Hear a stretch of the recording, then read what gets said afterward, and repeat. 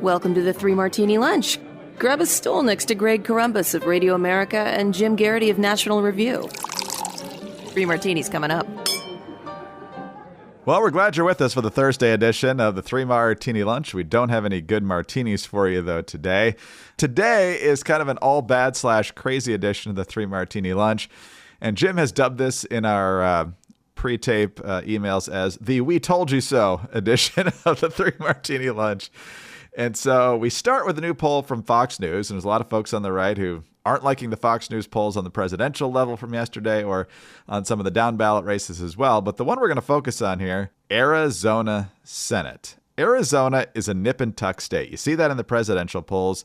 You've seen it, for the most part, in recent statewide races in other contests, including the 2022 governor's race, where Katie Hobbs, who, as best as I can tell, was breathing during the campaign, but not doing much else, and still managed to edge Kari Lake. So as a result of that, Kari Lake somehow became the de facto Republican nominee for Senate this year, when there was at least one other promising candidate, Sheriff Lamb from Arizona. But Republican voters, especially after the Trump endorsement, went with Kari Lake. According to the Fox News poll, Ruben Gallego, far lefty congressman running for this open seat now that Sinema's not, 56 for Ruben Gallego, 41 for Kari Lake. Now, if you look at the Real Clear Politics average, and the other polls are closer, but they're still 8 or 9 points. And in a state like Arizona, that's a lot bigger lead for the Democrat than there should be. So, Jim, we said during the primary, we said the day after the primary, that Kari Lake, not only because she was an Obama supporter twice, that she flip-flopped all over the place on abortion, her refusal to acknowledge any sort of defeat at the polls, and even if you think she got a raw deal somewhere with the ballot printing and so forth, she was running against a person who was barely alive, it seemed like, and she still lost. So I don't know. What do you make of the fact that Republicans can't quit Kari Lake, but a lot of Arizona voters can? Utterly infuriating. And you think about it from the perspective of the Democrats. If you can, you'll have, let's say, Susan Collins of Maine doesn't always vote the way conservatives want. Well, yeah, but it's Maine, and other than the governorship of Paul LePage, you really don't see a lot of diehard, rock-ribbed conservative Republicans getting elected there. So Susan Collins is about as good as you can do. And you should be happy. Okay, she's going to vote with us most of the time. That's a great thing. If you're the Democrats, if you're a progressive and you can get Gallego elected in Arizona, that is great value because you are getting a hard left, not all that far from Bernie Sanders type, from a state that used to be red and used to be, really red. And that now you think, okay, it's kind of purple. Biden won it rather narrowly. I think Trump is going to win Arizona this time around. I wouldn't guarantee it. All the swing states are looking very swingy these days, but this was an absolute unforced error on the part of the Arizona GOP. There are plenty of lessons to heed from that gubernatorial race. I think probably biggest and most glaringly is you don't have to love John McCain and everything he ever did to say this guy was popular in Arizona, kept winning all of his states by wide margins. You don't trash him a couple of days before Election Day and tell people who voted for John McCain not to vote for you, as Kari Lake did. And it's like, are you trying to lose? Are you trying, usually your closing message is, come aboard my bandwagon, right? Come join us. And she was saying, no, get off my bandwagon. I don't want your support. It really was bizarre. And you'd think that Arizona Republicans would look at that. Well, that didn't work. Well, that's a terrible choice. Wow, she had this in the bag. The Democratic opponent was very weak, was afraid to debate her and all that stuff. They went back with it again, and now we see the results. Is this Fox News poll probably an outlier? Yeah, 15, 14 points, that's high. But the other ones, as you said, are 8, 9, 10. It's not just that Kari Lake is going to lose. Kari Lake's, at this rate, not even going to keep it close.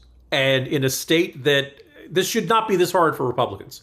And the problem with the Republican Party in Arizona is they keep choosing defeat instead of being defeated. All right, let's talk about Z-Biotics. If you wanted to win a Senate race in Arizona, you're going to need Z-Biotics in the next few weeks. It's enough to drive you to drink.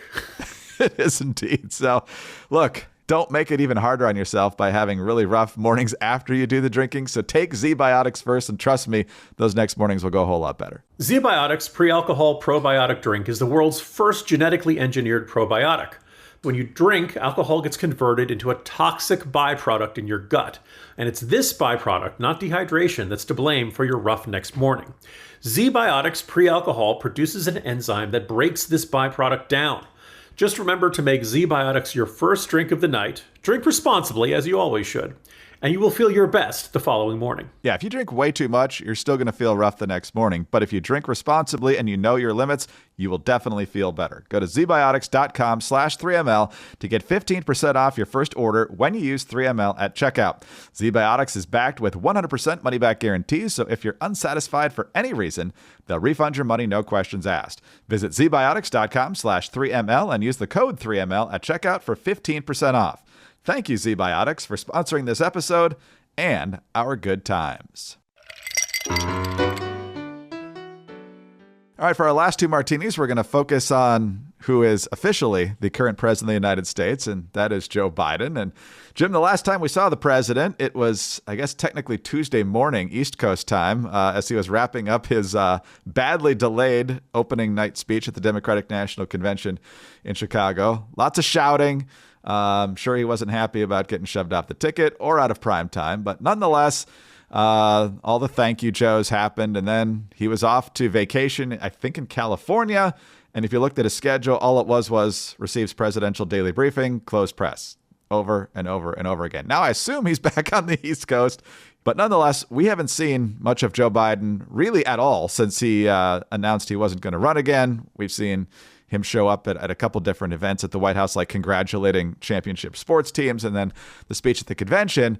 But it's pretty obvious that Joe Biden's just not going to do much, at least publicly, over the remainder of this presidency, unless circumstances demand it. So for most of the 2019-2020 campaign, somebody would bring up Biden's age and say, you know, you're going to turn 80 if you're elected. How should Americans feel confident you'll be able to handle your duties? And Biden would always, whip out the aviator glasses and say, watch me, And then he went into the basement campaign where you couldn't watch him and everything he was doing was by Zoom and all that stuff. But he had to do that. He's an old man. You didn't want him catching COVID. Okay, fine. He becomes president, and that continues to be his go-to answer whenever anybody brings up the age issues. You just watch me, Sonny.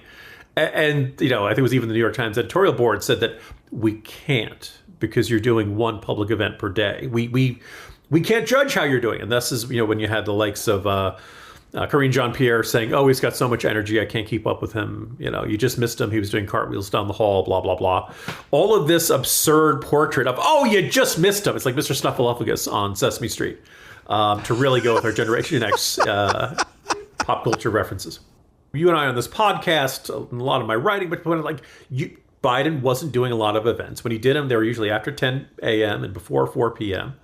Didn't take a lot of questions, didn't do a lot of sit-down interviews, didn't do a lot of press conferences. And, just reading off the teleprompter and turning and leaving as the reporters would shout questions. And that's not that's not a sign that he could handle his duties. Finally, the pressure gets so bad, he withdraws from the race. And he does it over a statement from Twitter.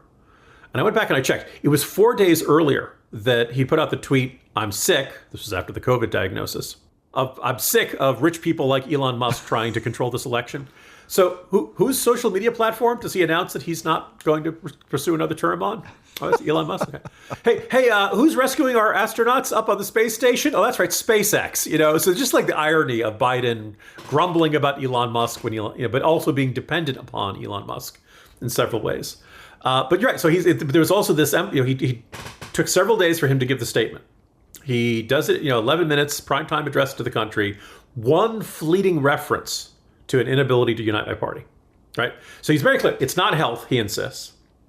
It's not declining mental capacity, he insists. It's not, the obvious answer to this was that he was forced out of it. He also didn't admit that he didn't think he could win. He still thought he could win. We all can, read between the lines and say, oh, okay, so, Nancy Pelosi made you give up your presidency. That's what shook out here.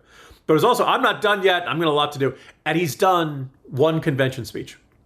Now, there are two possibilities here. One is that he really is out of it and doddering, and he has to be kept away from the cameras.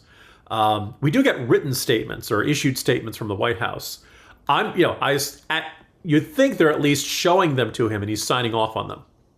But we don't really know if that's the case, right? It's not like we see a presidential signature on this, And so he's at the beach in Delaware for a good chunk of it. So possibility one is it's the health. But if it's not the health, the second, and I think a pretty darn plausible explanation here, is that he's pouting. He's humiliated. He's angry at his party. He's had something taken away from him. He did not go willingly. This was not, he says he agreed to it, but we have our good reason to have our doubts. And then his party made him speak after midnight on Monday night of the convention. That in the end, Joe Biden is a defeated man in every single sense of the word, which is not shocking looking at his past history throughout his career. It is also, I think, an abdication of his duties. Greg, he's almost as bad as Tim A. Walz. I'm sorry, Walls. Funny how my word, that syllable slips there. But in the end, this is a soft retirement. This is mentally checking out of the job. This is a quiet quitting, as the Gen Z kids say, where you just stop doing your work and wait for your boss to notice. Which, by the way, man, if you're Generation X, you never dare try that kind of stuff. Your bosses would notice pretty darn fast. The idea that you're in a job and you could quit, not do any work, and they would not notice pretty darn quickly probably says something about the work environments of, the year of our Lord 2024. But anyway, we said Biden was too old. We said Biden, didn't have the ability to do this anymore. And now he's proving that he doesn't have the ability to do this anymore. And the whole country just sort of seems to be on autopilot. Hey, it's a good thing there's nothing dramatic happening in the world right now, Greg. No, absolutely. The country's in peace and prosperity. We don't have any need to worry about stuff like that. In general, I don't mind if my president's not out in front of the camera all the time or constantly on social media, as long as I understand that he's capable of doing the job. And that's, I think, the bigger issue here, which also is a further indictment of the media, which, of course, defended Biden to the hilt.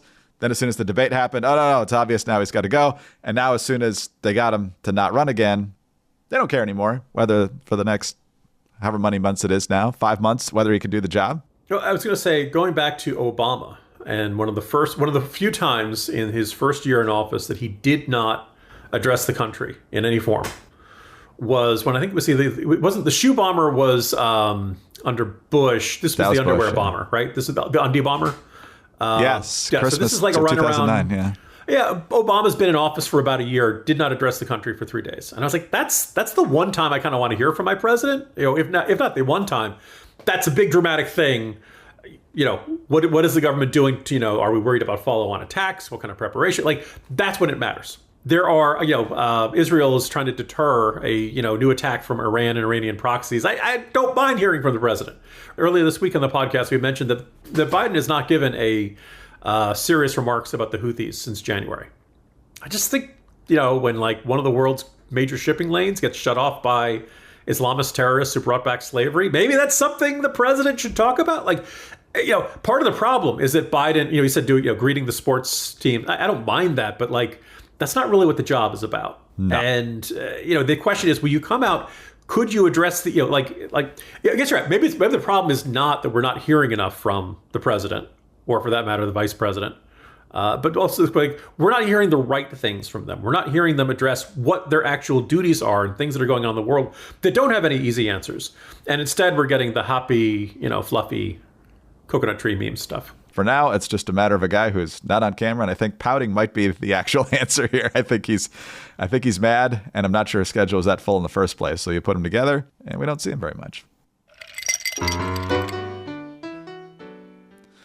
All right, Jim, speaking of Joe Biden, it was just a few days ago that marked the horrific 3-year anniversary of the 13 American service members and many others being wounded at the terrorist attack at Abbey Gate, August 2021, just a couple days before our official chaotic withdrawal from there. And in the aftermath of that, one of the things we heard from the likes of General Milley, who certainly did not cover himself in glory throughout that whole thing, and I think Secretary Austin as well, but certainly Milley, was that they had suggested that Biden keep a small footprint of American forces in Afghanistan, keep Bagram Air Base open, be able to respond quickly to any Taliban threat that was posed there. And so Biden said that he never got that or had never been advised of such a thing.